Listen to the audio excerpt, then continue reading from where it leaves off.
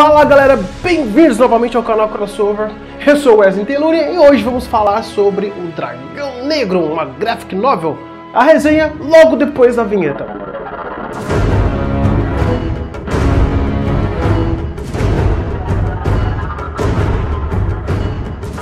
(1193) é a Inglaterra nos seus tempos medievais, e aqui nós temos uma fantasia com elementos e personagens históricos.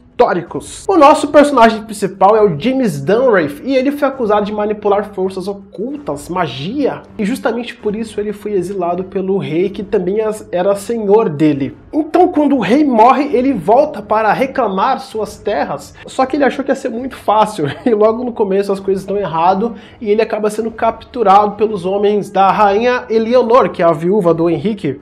Então a rainha Eleanor poupa ele porque ela tem alguns interesses. Uma rebelião está prestes a acontecer e ela quer a ajuda do nosso coleguinha que mexe com forças ocultas, porque o indivíduo que está tramando essa rebelião aparentemente também mexe com essas forças. Só que esse dito cujo que está tramando a rebelião é amigo do James Dunrafe. Enfim, que várias camadas de fantasias vão sendo colocadas aos poucos, à medida que você vai lendo, vai crescendo. Porém, não dá pra falar mais disso sem dar spoiler. A história começa com bastante energia, com enfrentamentos e com personagens com sentimento de vingança, com lutas. E isso acaba te motivando a continuar na história, mesmo quando temos ânimos mais amainados, tá? Uma coisa mais tranquila. E depois de certo tempo, você vai acabar sentindo a falta de ação e vai sentir o peso da carga verborrágica demais do autor.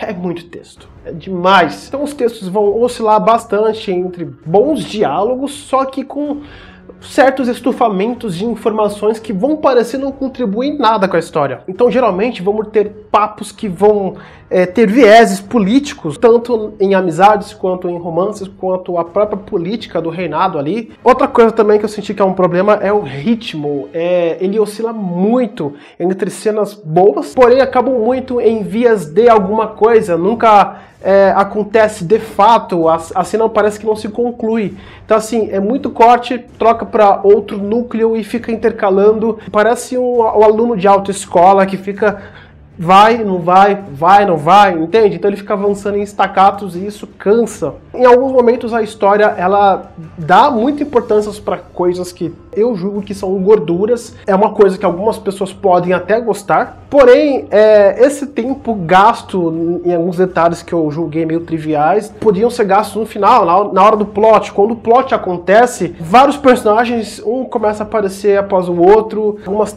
transformações, e toda a revelação é dada de uma única vez, por meio de textos, em cima de textos e textos. Parece que teve economia de quadros por parte do ilustrador. Você vê um balão gigante e o personagem lá falando. Me lembrou muito o desenho do Thor, a animação antiga do Thor, em que parece que eles economizavam frames. What is it, Doctor? What's happening? Some supernatural forces at work. Muitos meses depois. What is it, Doctor? What's happening? Some supernatural forces at work. The soil grows molten. I sink into its deadly embrace. How can the mighty Thor survive the molten lava that sucks him down? Outra decepção para mim foi o fato do livro ser uma fantasia. Por mais que você tenha magia aqui, tudo se limita a item mágico ou alguma maldição e não passa disso. E as batalhas aqui são todas com espadas, então mesmo quem se julga um feiticeiro tá usando espada. Aparecem demônios aqui e fadas, mas você não vê grandes feitos, superpoderes sendo lançados de um lado para o outro. O tempo inteiro os personagens dão a entender que tem uma grande ameaça, só que você não sente isso. E quando tem alguma grande coisa acontecendo, sei lá, alguma morte, por exemplo, parece cena de teatro. Outra grandíssima decepção aqui foi o dragão. Sim, o dragão. Ele desde o começo é trabalhado como uma grande ameaça, uma coisa estranha, misteriosa. Só que quando você entende o que está acontecendo, quando é o momento de acontecer algo de fato, né, o clímax, não acontece. É uma filitada de spoiler, né, mas não satisfaz de fato, porque a criatura, como posso dizer sem dar spoiler, eu não consigo falar sem dar spoiler, mas a capa dá uma sensação de Clickbait.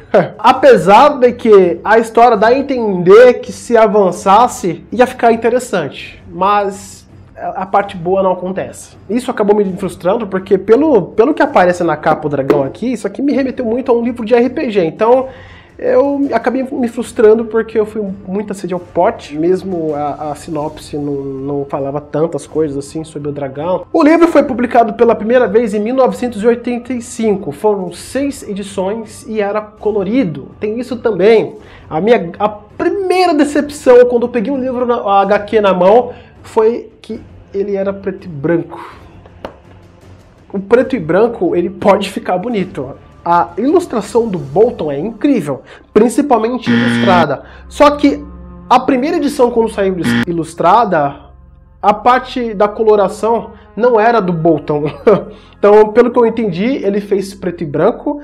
A concepção do trabalho final dos dois, do Chris e do Bolton, era que fosse preto e branco. Mas parece que a editora colocou cores, ficou legal, eu até gostei, preferia. Mas o pessoal do Pipoca e Nanquim fez uma adaptação perfeita da última versão americana, que é preto e branco. Não deixou nada a desejar, tá impecável. Você vê aqui o dourado aqui brilhante, incrível. Você vê o corte aqui, a lateral preta. O papel offset com alta gramatura. Tá muito bonito.